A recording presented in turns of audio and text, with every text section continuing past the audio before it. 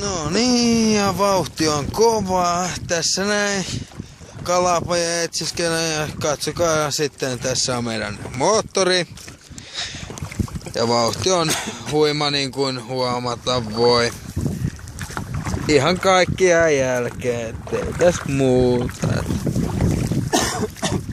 Tästä kohta jos sais jonkun kalapaikankin tää mies meille, että sais perheelle ruokaa, kun tällaisen köyhä duunari on.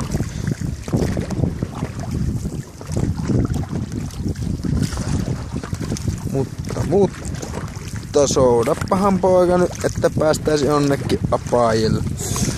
Tuolla näyttäisi aika hyvää tuolla. Vittuu te moottoriveneellä ihan oikeesti siellä takana. Joo, ne jää alle vielä. Niin, vetää kaikki saa. Tuolla olisi aika huikea vauhti, kun katsoo tuohon rannikkoon, mistä joka ei liikkuisi mihinkään. Kattokaa tää vauhtia. Kuvaa samaan kohtaan. Kyllä me liikutaan, eihän se siitä niin. Tunti sit lähdettiin niinku takapäin, niin kattokas nyt siellä se näkyy. mutta eihän sille. Joo, jatkelemme tätä hommaa myöhemmin kalapaikoilta. Kiitti ja kuitti.